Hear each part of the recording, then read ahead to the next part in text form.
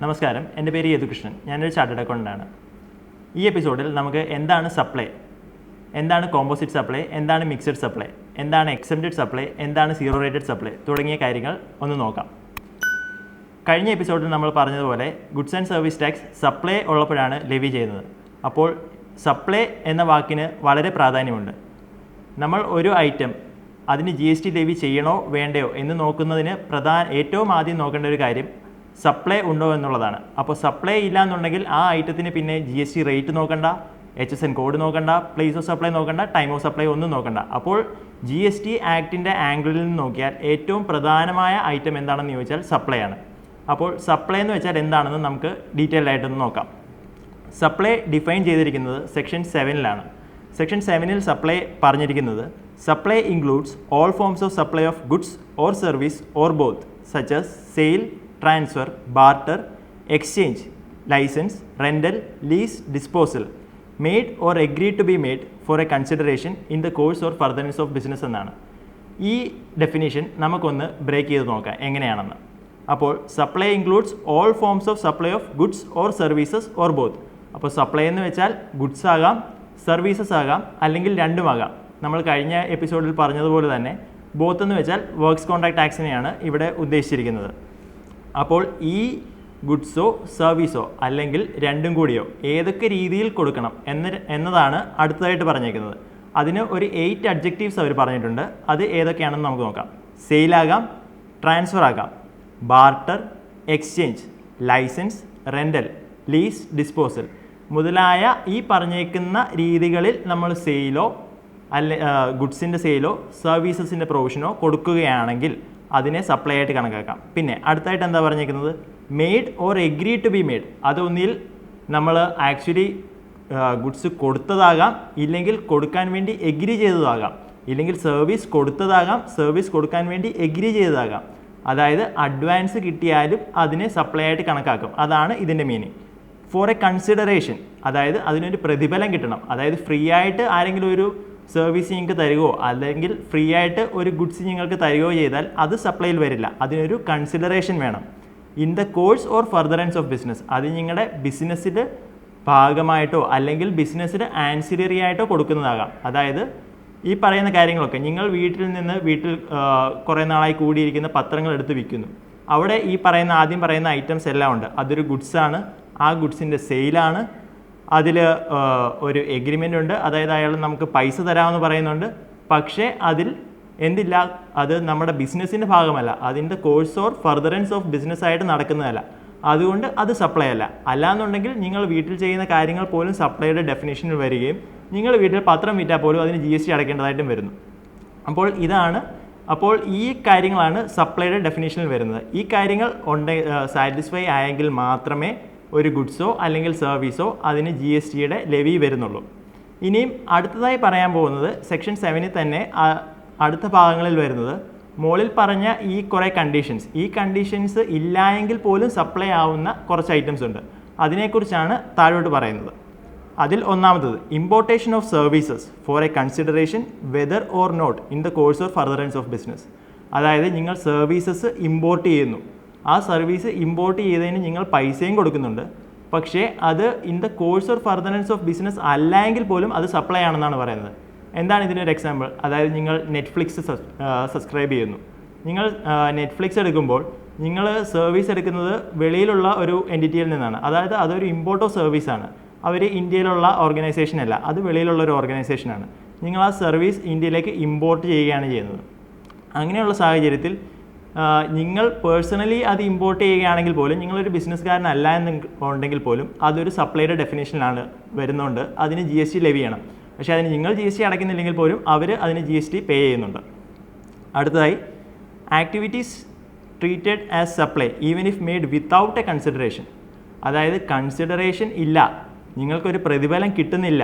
പ്രതിഫലം കിട്ടാത്ത സാഹചര്യത്തിൽ പോലും ചില കാര്യങ്ങൾ നമ്മൾ സപ്ലൈ ആണെന്ന് തീരുമാനിക്കുന്നു. ആ ഐറ്റംസ് സ്പെസിഫൈ ചെയ്തേക്കുന്നത് ഷെഡ്യൂൾ 1-ലാണ്. അപ്പോൾ നമുക്ക് ഷെഡ്യൂൾ 1 ഏതാണെന്ന് നോക്കാം. ഷെഡ്യൂൾ 1-ലാണ് കൺസിഡറേഷൻ ഇല്ല എങ്കിൽ പോലും സപ്ലൈ ആയിട്ട് ട്രീറ്റ് ചെയ്യേണ്ട ഐറ്റംസിനെ കുറിച്ച് പറയുന്നത്. അതിൽ ഒന്നാമത്തേത് permanent transfer or disposal of business assets for which ITC has been availed. അതായത് നിങ്ങൾ ബിസിനസ്സിന് ഒരു ഫിക്സഡ് അസറ്റ് വാങ്ങിക്കുന്നു, ആ ഫിക്സഡ് അസറ്റിന് നിങ്ങൾ ഇൻപുട്ട് ടാക്സ് ക്രെഡിറ്റും എടുത്തിട്ടുണ്ട്. പക്ഷേ നിങ്ങൾക്ക് എന്തോ കാരണം കൊണ്ട് ആ ബിസിനസ് അസറ്റ് ബുക്സിൽ നിന്നും റൈറ്റ് ഓഫ് ചെയ്യേണ്ടി വരുന്നു. അത് നിങ്ങൾ വിൽക്കുകയല്ല, ക്യാഷിന് വിൽക്കുകയല്ല ചെയ്യുന്നത്, അത് ബുക്സിൽ നിന്ന് റൈറ്റ് ഓഫ് ചെയ്യുകയാണ്. റൈറ്റ് ഓഫ് ചെയ്ത് കഴിയുമ്പോൾ നിങ്ങൾക്ക് അതിനൊരു പ്രതിഫലം കിട്ടുന്നില്ല, പക്ഷേ ആ അസറ്റ് നിങ്ങളുടെ ബുക്സിൽ നിന്ന് മാറിപ്പോവുകയാണ് ചെയ്യുന്നത്. അങ്ങനെയുള്ള സാഹചര്യത്തിൽ പോലും അതിനെ ഒരു സപ്ലൈ ആയിട്ട് കൺസിഡർ ചെയ്യും. ആ ഡിസ്പോസൽ ഓഫ് ബിസിനസ് അസറ്റിന് നിങ്ങൾ GST അടയ്ക്കുകയും വേണം. രണ്ടാമത്തേത്, supplies between related person or distinct person in the course or furtherance of business. അപ്പോൾ നിങ്ങൾ ഒരു സപ്ലൈ അല്ലെങ്കിൽ ഒരു ഗുഡ്സോ സർവീസോ നിങ്ങളൊരു റിലേറ്റീവിന് കൊടുക്കുകയോ റിലേറ്റഡ് പേഴ്സണ് കൊടുക്കുകയോ അല്ലെങ്കിൽ ഒരു ഡിസ്റ്റിങ് പേഴ്സണ് കൊടുക്കുകയോ ചെയ്യുകയാണെങ്കിൽ അതിന് കൺസിഡറേഷൻ ഇല്ലെങ്കിൽ പോലും അതിനും GST ലെവി ചെയ്യും. അപ്പോൾ റിലേറ്റഡ് പേഴ്സൺ എന്താണ്, ഡിസ്റ്റിങ് പേഴ്സൺ എന്താണ്? റിലേറ്റഡ് പേഴ്സണ് ഒന്ന് രണ്ട് ഉദാഹരണങ്ങൾ പറയുകയാണെങ്കിൽ, നിങ്ങളുടെ ഒരു കമ്പനിയാണെങ്കിൽ നിങ്ങളുടെ ഹോൾഡിംഗ് കമ്പനി നിങ്ങളുടെ റിലേറ്റഡ് പേഴ്സണാണ്, നിങ്ങളുടെ സബ്സിഡറി കമ്പനി നിങ്ങളുടെ റിലേറ്റഡ് പേഴ്സണാണ്, നിങ്ങളുടെ എംപ്ലോയി അത് നിങ്ങളുടെ റിലേറ്റഡ് പേഴ്സണാണ്, അല്ലെങ്കിൽ ഡയറക്ടർ നിങ്ങളുടെ റിലേറ്റഡ് പേഴ്സണാണ്. അതേപോലെ റിലേറ്റഡ് പേഴ്സൺസിൻ്റെ ഒരു ലിസ്റ്റ് GSTയിൽ പറയുന്നുണ്ട്. അവർക്ക് നിങ്ങൾ സർവീസോ ഗുഡ്സോ കൊടുക്കുകയാണെങ്കിൽ അതിന് കൺസിഡറേഷൻ ഇല്ലെങ്കിൽ പോലും നിങ്ങൾ GST അത് സപ്ലൈയുടെ ഡെഫിനേഷനിൽ വരും. അടുത്തതായി ഡിസ്റ്റിങ് പേഴ്സൺ. എന്താണ് ഡിസ്റ്റിങ് പേഴ്സൺ? നിങ്ങൾക്ക് ഒരു ബിസിനസ് ഓർഗനൈസേഷനാണ്, നിങ്ങൾക്ക് കേരളത്തിൽ ഒരു GST രജിസ്ട്രേഷൻ ഉണ്ട്, അതേപോലെ തമിഴ്നാട്ടിലൊരു GST രജിസ്ട്രേഷൻ ഉണ്ട്, ആന്ധ്രയിലും ഒരു GST രജിസ്ട്രേഷൻ ഉണ്ട്. അങ്ങനെയാണെങ്കിൽ നിങ്ങളുടെ കേരളത്തിലെ അല്ലാത്തുള്ള ബാക്കി രജിസ്ട്രേഷനെയാണ് നിങ്ങളുടെ ഡിസ്റ്റിങ് പേഴ്സൺസ് എന്ന് പറയുന്നത്. അപ്പോൾ ഈ ഡിസ്റ്റിങ് പേഴ്സൺസിന് നമ്മൾ സപ്ലൈ നടത്തുകയാണെങ്കിൽ നമ്മൾ സാധാരണ സ്റ്റോക്ക് ട്രാൻസ്ഫർ നടത്താറുണ്ട്. സ്റ്റോക്ക് ട്രാൻസ്ഫർ നടത്തുമ്പോൾ നമ്മൾ നമ്മുടെ തന്നെ ഓർഗനൈസേഷൻസിന് നടത്തുകയാണെങ്കിൽ നമ്മൾ കൺസിഡറേഷൻ ഇല്ലാതെ എമൗണ്ട് അല്ലെങ്കിൽ ഗുഡ്സ് ട്രാൻസ്ഫർ ചെയ്ത് കൊടുക്കും. പക്ഷേ GSTയുടെ പോയിന്റ് ഓഫ് വ്യൂവിൽ നിന്ന് ഇങ്ങനെ നടത്തുന്ന സ്റ്റോക്ക് ട്രാൻസ്ഫേഴ്സും സപ്ലൈ ആണെന്നാണ് പറയുന്നത്. അതുകൊണ്ട് സപ്ലൈ ആയതിനാൽ അതിന് GSTയുടെ ലെവിയും വരും. പക്ഷേ ഇതിനകത്ത് ഒരു എക്സെപ്ഷൻ ഉണ്ട്. അതായത് gift of less than ₹50,000 in value in a financial year by employer to employee will not be treated as supply. അതായത് നേരത്തെ നമ്മൾ റിലേറ്റഡ് പേഴ്സണിൻ്റെ കാര്യം പറഞ്ഞപ്പോൾ കമ്പനിക്ക് എംപ്ലോയീസ് ഒരു റിലേറ്റഡ് പേഴ്സൺ ആണെന്ന് പറഞ്ഞിരുന്നു. പക്ഷേ ഒരു വർഷം കമ്പനി എംപ്ലോയിക്ക് 50,000 അല്ലെങ്കിൽ അതിൽ താഴെയുള്ള എമൗണ്ട് ഗിഫ്റ്റായിട്ട് കൊടുക്കുകയാണെങ്കിൽ, അതായത് കൺസിഡറേഷൻ ഇല്ലാതെ എന്തായാലും ഗിഫ്റ്റായിട്ട് കൊടുക്കുകയാണെങ്കിൽ അതിനെ സപ്ലൈയുടെ ഡെഫിനേഷനിൽ പെടുത്തിയിട്ടില്ല. അടുത്തത്, supply of goods by principal to agent or supply of goods by agent to principal. അതിനെ കൺസിഡറേഷൻ ഇല്ല എങ്കിൽ പോലും സപ്ലൈയുടെ ഡെഫിനേഷനിൽ ഉൾപ്പെടുത്തിയിട്ടുണ്ട്. അടുത്തതായി, importation of services from a related person or from any of his other establishment outside India.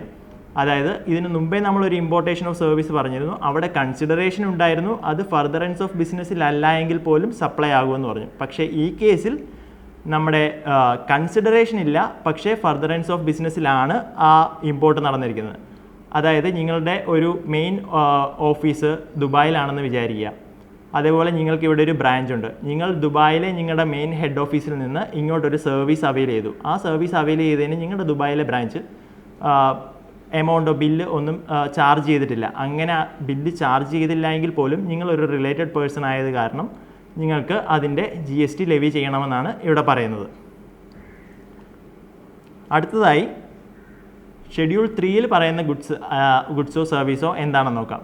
Schedule 3യിൽ പറയുന്ന ഗുഡ്സോ service എന്താണെന്ന് വെച്ചാൽ കുറേ list of goods and items schedule 3 പറഞ്ഞിട്ടുണ്ട്. ഈ ഷെഡ്യൂൾ 3 പറഞ്ഞിരിക്കുന്ന ഐറ്റംസ് ഗുഡ്സോ സർവീസോ ആണെങ്കിൽ പോലും അതിന് സപ്ലൈ അല്ല എന്നാണ് പറഞ്ഞേക്കുന്നത്. അപ്പോൾ സപ്ലൈ അല്ലാത്ത ഐറ്റംസിൻ്റെ ലിസ്റ്റാണ് ഷെഡ്യൂൾ 3യിൽ വരുന്നത്. ഇനി ഷെഡ്യൂൾ 3യിൽ വരുന്ന ഐറ്റംസ് എന്താണെന്ന് നമുക്ക് നോക്കാം. Services by employee to employer in the course or in relation to his employer. Employment, അതായത് നിങ്ങളൊരു കമ്പനി നടത്തുന്നു, ആ കമ്പനി നടത്തുമ്പോൾ നിങ്ങൾ എംപ്ലോയ് ചെയ്തേക്കുന്ന എംപ്ലോയീസ്, ആ എംപ്ലോയീസ് നിങ്ങളുടെ കമ്പനിക്ക് ഒരു സർവീസ് തരികയാണ്. നിങ്ങളുടെ എംപ്ലോയി സർവീസ് തരുന്നതിന് നിങ്ങൾ കൊടുക്കുന്ന കൺസിഡറേഷനാണ് അവരുടെ സാലറി. അപ്പോൾ മേൽപ്പറഞ്ഞ സപ്ലൈയിൽ പറഞ്ഞ എല്ലാ കണ്ടീഷൻസും അവിടെ സാറ്റിസ്ഫൈ ആയി, അപ്പോൾ അതൊരു സപ്ലൈ ആകും. പക്ഷേ സപ്ലൈയുടെ ഡെഫിനേഷനിൽ തന്നെ പറയുന്നു ഷെഡ്യൂൾ 3യിൽ ഇൻക്ലൂഡ് ചെയ്തേക്കുന്ന ഗുഡ്സോ സർവീസോ സപ്ലൈ അല്ല എന്ന്. ഈ എംപ്ലോയിയുടെ സർവീസസ് ഷെഡ്യൂൾ 3യിൽ ഇൻക്ലൂഡ് ചെയ്തുകൊണ്ട് അത് നമുക്ക് സപ്ലൈയിൽ നിന്ന് മാറ്റാം. അടുത്തതായി ഷെഡ്യൂൾ 3യിൽ വരുന്നത് services by court or tribunal established under any law for the time being in force. അതായത് കോടതിയോ ട്രിബ്യൂണൽസോ തരുന്ന സർവീസസ് അതിനെ ഒരിക്കലും സപ്ലൈ ആയിട്ട് കണക്കാക്കേണ്ട കാര്യമില്ല. Functions performed by MPs or MLAs, MPയോ MLAമാരോ അല്ലെങ്കിൽ മെമ്പർ ഓഫ് പഞ്ചായത്ത് അങ്ങനെയുള്ള ആൾക്കാർ ചെയ്യുന്ന സർവീസസ് അതിനെ സപ്ലൈയുടെ ഡെഫിനിഷനിൽ സപ്ലൈയിൽ നിന്ന് ഒഴിവാക്കിയിട്ടുണ്ട്. Duties performed by any person who hold post in pursuance to provision of constitution in the capacity. Constitutional കപ്പാസിറ്റിയിൽ ഓപ്പറേറ്റ് ചെയ്യുന്ന ആൾക്കാർ, അതായത് അംബാസിഡേഴ്സ് അങ്ങനെയുള്ള ആൾക്കാർ ചെയ്യുന്ന സർവീസസിനെ സപ്ലൈയുടെ ഡെഫിനിഷനിൽ നിന്ന് ഒഴിവാക്കിയിട്ടുണ്ട്. The duties performed by any person as a chairperson or member of director in a body established by central government or state government, അതായത് സെൻട്രൽ ഗവൺമെൻറ്റോ സ്റ്റേറ്റ് ഗവൺമെൻറ്റോ എസ്റ്റാബ്ലിഷ് ചെയ്തേക്കുന്ന ബോഡീസ്, അവിടെ ഡയറക്ടറായിട്ട് വർക്ക് ചെയ്യുന്ന ആൾക്കാർ, അവർ ചെയ്യുന്ന സർവീസസിനെയും സപ്ലൈയുടെ ഡെഫിനിഷനിൽ നിന്ന് ഒഴിവാക്കിയിട്ടുണ്ട്. പിന്നീട് ഒഴിവാക്കിയേക്കുന്നത് സർവീസ് എന്താണെന്ന് ചോദിച്ചാൽ services of funeral, burial, crematorium or mortuary including transportation of deceased. മരണാനന്തര സർവീസുകൾ പ്രൊവൈഡ് ചെയ്യുന്നതിനെയെല്ലാം സർവീസിൻ്റെ സപ്ലൈയുടെ ഡെഫിനിഷനിൽ നിന്നും ഒഴിവാക്കിയിട്ടുണ്ട്. Sale of land and sale of building, sale of ലാൻഡും സെയിൽ ഓഫ് ബിൽഡിങ്ങും സപ്ലൈയുടെ ഡെഫിനിഷനിൽ നിന്ന് ഒഴിവാക്കിയിട്ടുണ്ട്. പക്ഷേ സെയിൽ ഓഫ് ബിൽഡിങ്ങിനകത്ത് ശ്രദ്ധിക്കേണ്ട കാര്യം എന്താണെന്ന് വെച്ചാൽ നിങ്ങൾ മൊത്തം കൺസിഡറേഷനും ബിൽഡിങ്ങിന് ഗഡുക്കളായിട്ടോ അല്ലെങ്കിൽ ഇൻസ്റ്റാൾമെൻറ്റ്സ് ആയിട്ടാണ് കൊടുക്കുന്നത്, അല്ലെങ്കിൽ ഒക്കുപ്പൻസി സർട്ടിഫിക്കറ്റ് കിട്ടുന്നതിന് മുമ്പായിട്ടാണ് കൊടുക്കുന്നതെന്നുണ്ടെങ്കിൽ അത് സപ്ലൈയുടെ ഡെഫിനിഷനിൽ വരും. മൊത്തം എമൗണ്ടും കൊടുക്കുന്നത് ബിൽഡിങ് കംപ്ലീറ്റ് ആയി കഴിഞ്ഞതിന് ശേഷം ഔട്ട്റൈറ്റ് പർച്ചേസ് ആയിട്ടാണ് ചെയ്യുന്നതെങ്കിൽ മാത്രമാണ് ഈ എക്സെപ്ഷൻ കിട്ടുക. Actionable claims other than lottery, betting and gambling, actionable ക്ലെയിംസിനെയും സപ്ലൈയുടെ ഡെഫിനിഷനിൽ നിന്ന് മാറ്റിയിട്ടുണ്ട്. ഇനി എന്താണ് കോമ്പോസിറ്റ് സപ്ലൈ, എന്താണ് മിക്സഡ് സപ്ലൈ എന്ന് നോക്കാം. GSTയിലുള്ള പ്രധാനപ്പെട്ട ഒരു കൺസെപ്റ്റാണ് കോമ്പോസിറ്റ് സപ്ലൈയും മിക്സഡ് സപ്ലൈ. കോമ്പോസിറ്റ് സപ്ലൈ എന്താണെന്ന് GSTയിൽ ഡിഫൈൻ ചെയ്തിട്ടുണ്ട്. Composite supply means a supply made by a taxable person to a recipient consisting of 2 or more taxable supplies of goods or services or both or any combination thereof which are naturally bundled together. അപ്പോൾ composite supply എന്ന് വെച്ചാൽ ഒന്നോ രണ്ടോ അതിലധികമോ goods, taxable goods നമ്മൾ supply ചെയ്യണം. Taxable goods supply ചെയ്യുമ്പോൾ ആ ഗുഡ്സ് നാച്ചുറലി ബണ്ടിൽ ടുഗെദർ ആയിരിക്കണം. അങ്ങനെയുള്ള സപ്ലൈകൾക്കാണ് നമ്മൾ കോമ്പോസിറ്റ് സപ്ലൈ എന്ന് പറയുന്നത്. അപ്പോൾ ഈ കോമ്പോസിറ്റ് സപ്ലൈ എന്താണെന്ന് നമുക്കൊരു എക്സാമ്പിളിൽ കൂടി നോക്കാം. ഒരു മാനുഫാക്ചറിങ് ഇൻഡസ്ട്രി, ആ മാനുഫാക്ചറിങ് ഇൻഡസ്ട്രി ഒരു എക്സ് എന്ന് പറയുന്ന ഗുഡ്സ് പ്രൊഡ്യൂസ് ചെയ്യുന്നു. ആ എക്സ് എന്ന് പറയുന്ന ഗുഡ്സ് അവർ വിൽക്കുമ്പോൾ അവരത് പാക്ക് ചെയ്തിട്ടായിരിക്കും വിൽക്കുന്നത്. അപ്പോൾ പാക്കിംഗ് മെറ്റീരിയലും ഉണ്ട്, എക്സ് എന്ന് പറയുന്ന ഗുഡ്സും ഉണ്ട്. ഈ എക്സ് എന്ന് പറയുന്ന ഗുഡ്സും അവർ വിൽക്കുന്നുണ്ട്, അതിൻ്റെ കൂട്ടത്തിൽ ഈ പാക്കിംഗ് മെറ്റീരിയലും വിൽക്കുന്നുണ്ട്. സപ്പോസ് എക്സ് എന്ന് പറയുന്ന ഗുഡ്സിന് 5% ടാക്സേ ഉള്ളൂ, പക്ഷേ പാക്കിംഗ് മെറ്റീരിയലിന് 12% ടാക്സ് ഉണ്ടെന്ന് വെക്കുക. ഈ എക്സ് എന്ന് പറയുന്ന ഗുഡ്സ് ഒരിക്കലും അവർക്ക് പാക്ക് ചെയ്യാതെ വിൽക്കാൻ കഴിയില്ല. അപ്പോൾ എന്താണ് സംഭവിക്കുന്നത്? പാക്കിംഗ് എന്ന് പറയുന്നത് ഈ ഒരു പ്രോസസ്സിൻ്റെ അവിഭാജ്യമായ ഒരു ഘടകമാണ്. അപ്പോൾ പാക്കിംഗ് മെറ്റീരിയൽ ഇതിൽ റാപ്പ് ചെയ്യുമ്പോൾ ഇത് നാച്ചുറലി ബണ്ടിൽ ടുഗെദർ ആണെന്ന് പറയാം. അതായത് ഇത് രണ്ടും രണ്ടായിട്ട് അവർക്ക് വിൽക്കാൻ കഴിയുകയില്ല. അങ്ങനെയുള്ള സാഹചര്യങ്ങളിൽ എന്താണ് റേറ്റ് ഓഫ് ടാക്സ് അപ്ലൈ ചെയ്യേണ്ടത്? 5% അപ്ലൈ ചെയ്യണോ 12% അപ്ലൈ ചെയ്യണോ എന്നുള്ളതാണ് ക്വസ്റ്റ്യൻ. അവിടെയാണ് കോമ്പോസിറ്റ് സപ്ലൈയുടെ പ്രാധാന്യം വരുന്നത്. അപ്പോൾ ഇങ്ങനെ നാച്ചുറലി ബണ്ടിൽ ടുഗെദർ ആയിട്ടുള്ള കേസസിനെ കോമ്പോസിറ്റ് സപ്ലൈയുമാണെങ്കിൽ ഏതാണോ ഇതിനകത്തെ പ്രിൻസിപ്പൽ സപ്ലൈ, ആ പ്രിൻസിപ്പൽ സപ്ലൈയുടെ റേറ്റ് ഓഫ് ടാക്സ് വേണം അപ്ലൈ ചെയ്യാൻ എന്നാണ് ആക്ട് പറയുന്നത്. അപ്പോൾ ഇവിടുത്തെ പ്രിൻസിപ്പൽ സപ്ലൈ എന്താണ്? ഈ മാനുഫാക്ചറുടെ മെയിൻ പ്രോഡക്റ്റ് എക്സ് ആണ്, അല്ലാതെ പാക്കിംഗ് മെറ്റീരിയൽ അല്ല. അതുകൊണ്ട് തന്നെ എക്സ് ആണ് ഇവിടുത്തെ പ്രിൻസിപ്പൽ സപ്ലൈ. അതുകൊണ്ട് തന്നെ എക്സ് വിൽക്കുമ്പോൾ പ്രിൻസിപ്പൽ സപ്ലൈ ആയുള്ള എക്സിൻ്റെ 5% എന്നുള്ള ടാക്സ് റേറ്റ് ആയിരിക്കും ആ മൊത്തം പ്രോഡക്റ്റിനും അപ്ലൈ ചെയ്യുന്നത്. അല്ലാതെ 5%ഉം 12% പാക്കിംഗ് മെറ്റീരിയലിനും 12% സെപ്പറേറ്റ് അപ്ലൈ ചെയ്യില്ല. ഇതാണ് കോമ്പോസിറ്റ് സപ്ലൈ. അടുത്തതായി നമുക്ക് മിക്സഡ് സപ്ലൈ എന്താണെന്ന് നോക്കാം. മിക്സഡ് സപ്ലൈ എന്താണെന്ന് നമുക്കൊരു ഉദാഹരണത്തിൽ കൂടി മനസ്സിലാക്കാം. ഒരു എക്സാമ്പിളിന് ഒരു സൂപ്പർ മാർക്കറ്റ്, അവിടെ അവർ canned foods, sweets, chocolates, cakes, dry fruit എന്നിവയെല്ലാം കൂടെ ഒരു ഓഫറായിട്ട് ഒരു സിംഗിൾ ബണ്ടിലായിട്ട് പാക്ക് ചെയ്ത് വെച്ചിരിക്കുകയാണ്. ആ ബണ്ടിലായിട്ട് പാക്ക് ചെയ്തത് അവരൊരു ഓഫറിൽ ഒറ്റ സിംഗിൾ പ്രൈസിന് വിൽക്കുകയാണെന്ന് കരുതുക. അവിടെ ഈ ഓരോ ഐറ്റമും അവർക്ക് സെപ്പറേറ്റ് വിൽക്കാൻ പറ്റുമായിരുന്നു. പക്ഷേ അവരത് ചെയ്യാതെ ഇതെല്ലാം കൂടെ ബണ്ടിൽ ചെയ്ത് ഒറ്റ ഒരു ഐറ്റമായിട്ട് ഒറ്റ പ്രൈസിൽ വിൽക്കുകയാണെന്ന് കരുതുക.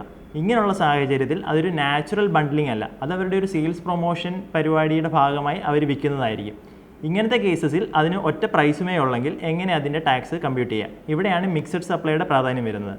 അപ്പോൾ മിക്സഡ് സപ്ലൈയിൽ പറയുന്നത് എന്താണെന്ന് വെച്ചാൽ, ഇങ്ങനെ നാച്ചുറൽ അല്ലാത്ത ബണ്ടിലിംഗ് വരുന്ന കേസിൽ, അതായത് മിക്സഡ് സപ്ലൈ വരുന്ന കേസിൽ ആ പറയുന്ന പാക്കറ്റിനുള്ളിലെ ഏറ്റവും ടാക്സ് കൂടിയ ഐറ്റം, ആ ടാക്സ് കൂടിയ ഐറ്റത്തിൻ്റെ ടാക്സ് വേണം ഈ മൊത്തം ഐറ്റത്തിൻ്റെയും വിലയിൽ ഈടാക്കാൻ.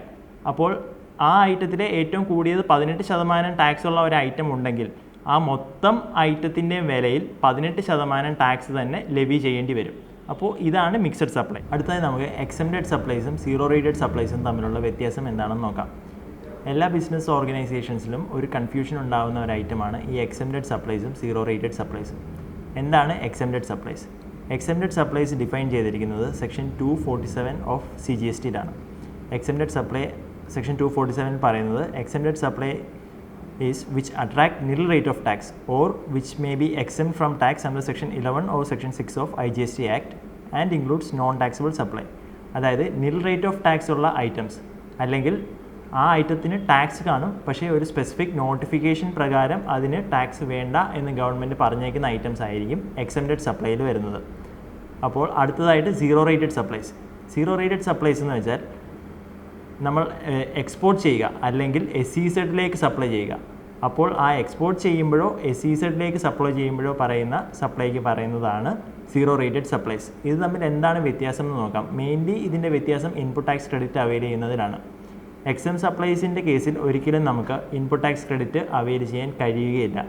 അതായത് നമ്മളൊരു ഗുഡ്സോ സർവീസോ പർച്ചേസ് ചെയ്യുകയോ അല്ലെങ്കിൽ അവൈൽ ചെയ്യുകയോ ചെയ്താൽ അതുപയോഗിച്ച് നമ്മളൊരു എക്സം സപ്ലൈ ആണ് പ്രൊവൈഡ് ചെയ്യുന്നതെങ്കിൽ ആ ഇൻപുട്ട് ടാക്സ് ക്രെഡിറ്റ് ഒരിക്കലും നമുക്ക് അവൈൽ ചെയ്യാൻ കഴിയുകയില്ല.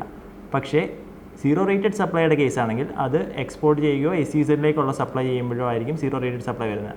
ആ കേസുകളിൽ നമ്മൾ അവൈൽ ചെയ്ത ഇൻപുട്ട് ടാക്സ് ക്രെഡിറ്റോ അല്ലെങ്കിൽ ഇൻപുട്ട് സർവീസസോ നമുക്ക് ഇൻപുട്ട് ടാക്സ് ക്രെഡിറ്റ് ആയിട്ട് തന്നെ അവൈൽ ചെയ്യാം. അതിന് യാതൊരു റെസ്ട്രിക്ഷൻസും ഇല്ല. ഇതിലൊരു ഇമ്പോർട്ടൻ്റായി ശ്രദ്ധിക്കേണ്ട ഒരു കാര്യം എന്താണെന്ന് വെച്ചാൽ നമ്മൾ ഒരു എക്സം സപ്ലൈ നമ്മൾ എക്സ്പോർട്ട് ചെയ്യുകയാണ്. അതായത് എക്സം സപ്ലൈ ആയിട്ടുള്ള ഒരു ഐറ്റം നമ്മൾ എക്സ്പോർട്ട് ചെയ്യുകയാണെങ്കിൽ അതിൻ്റെ നേച്ചർ ഈവൻ ദോ എക്സം സപ്ലൈയിലാണെങ്കിൽ പോലും അത് സീറോ റേറ്റഡ് സപ്ലൈ ആയിട്ട് മാറുകയും അതിൻ്റെ ഇൻപുട്ട് ടാക്സ് ക്രെഡിറ്റ് നമുക്ക് അവൈൽ ചെയ്യാൻ കഴിയുകയും ചെയ്യും. അപ്പോൾ ഈ കാര്യങ്ങൾ പ്രത്യേകമായി ശ്രദ്ധിക്കേണ്ടതായിട്ടുണ്ട്.